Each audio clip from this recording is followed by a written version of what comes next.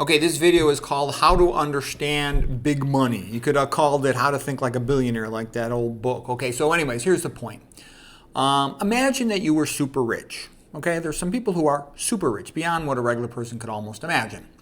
And you know what? They consider themselves kind of like almost like gods, okay? They've got incredible power. Money is the power to make other people do something. When you got a lot of money, you can make a lot of people do a lot of stuff, okay?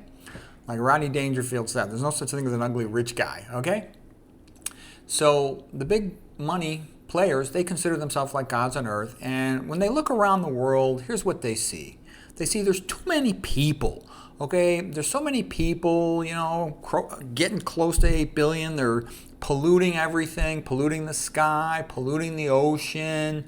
You know, they crowd the streets in the cities. They make the cities dirty and vulgar. They're violent. Okay, who needs all these people? There's too many of them. Okay, I'm just telling you, this is how they think. And then they look at them. They have disgusting habits like smoking cigarettes and this other stuff. They're wasting the resources of the world, basically. So the big money players, they say to themselves, how could this be controlled? How could we lower the numbers, you know, of this, so to speak, population? Well, more birth control, that's been done. It's lowered the numbers a little bit, but not as much as hoped. More abortion, there's many millions of them are done, and helped a little bit, but not as enough. Now what else? Well, who are the biggest troublemakers? It's those damn Christians, especially the white Christians. They're always promoting big families and promoting freedom.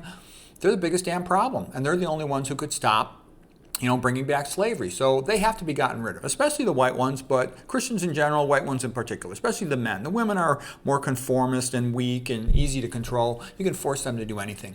But the guys, they're the biggest problem. Okay, so Christianity has to be destroyed. That's the opinion of big money. And then it looks around and says, well, what could you do? And whenever you look at something being promoted by big money, being subsidized or promoted in the fake, you know what it's called, the fake, news, you will almost always see that it somehow harms Christians, especially white Christians. They're the most troublesome ones. And well, first of all, they could open the, the things down south. They're sometimes called, borders, and flood these places with illegal aliens, primarily of an age of men of military, age. And they could be used to kill the Christians. That's the plan. That's why they're there. That's what is being done in Ireland and Italy and France and New Zealand and Australia and England and every other Western Christian country, if possible, if they can, get away with it. And then, also you have to shame them. Tell them that if they don't want to be destroyed, that they're racist. Tell them they're racist and they're xenophobic, okay? And if ever they don't agree with some BS that's being used to destroy them, just start calling them names. Racist, xenophobic, extreme right, or something like that. Okay, what else could be done? Oh, and by the way, these military-age men, their job is to, K, and then you know what comes next, ILL, the Christians, men, and of course R-A, and then you know what comes next, P&E, the Christian women. And the Christian women are so stupid, they don't even realize that's why their border is, the reason it's being opened, okay? Notice that no illegal aliens are being forced into Japan, Korea, India, or other places that are intact countries. A country that has borders can stay intact, it can manage itself. A country with open, is not going to last long. Also, they not only bring them in, they give them preferential treatment. They give them free housing and food because, in a sense, they're doing the service of the big money. They get more welfare for free. They get, like I said, free housing. They get preferential treatment in the courts. They can abuse the citizens, but they won't get in trouble. The citizen will get in trouble if they try to defend themselves. Okay. Big money also has bought all the public schools. Big money does not send its children to the loser, stupid public schools. Those are only for the proles, okay?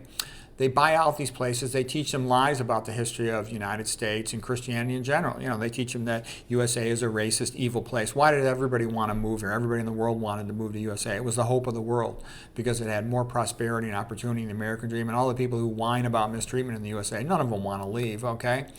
So anyways, they'll degrade the history teaching in the public schools and tell them that, their country's bad, try to make them hate their country so they won't want to try to maintain it.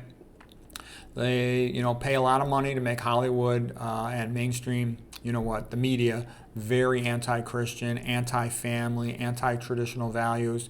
They teach the students atheism, so they'll be weak-minded losers, so they will reject the values of their parents. They encourage promiscuity, so the women will become sleazy, and they'll be unable to be good wives, unable to have a stable marriage, very likely to get venereal disease. Venereal disease often makes a woman infertile or lowers her fertility. Sclerosis off her fallopian tubes, gives her herpes, so guys don't want to be with her. Some even get HIV, hepatitis, and other rather harsh diseases. Make them hedonistic, so they'll focus on short-term pleasure rather than long-term self-development. Poison the food supply and water supply with estrogenic chemicals to feminize the children, especially feminize the men and confuse the women. Confuse them about their sexuality, their gender, you know what, and then make up a bogus euphemism, gender-affirming, you know what, surgery, so you can castrate them. That'll lower their fertility if you castrate them. Use m0ney, which is Medical Assistance in Dying program, to encourage young people and old Christians to commit suicide. That's what it does. Make up stuff about, you know, the weather and the environment or some other bogus phenomena, and use that as an excuse to take away people's land, to take away their rights, and, you know, to worsen their lives, make them poor.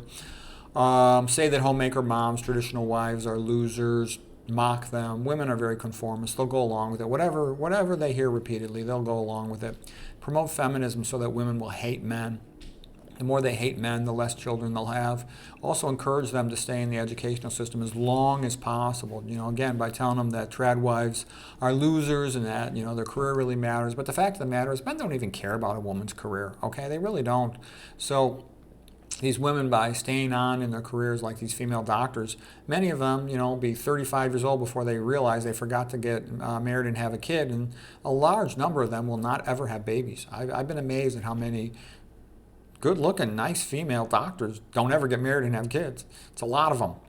Okay, encourage no-fault divorce to break apart families. That'll lead to the women having less children, and also lead to the kids being less able to achieve anything in their lives.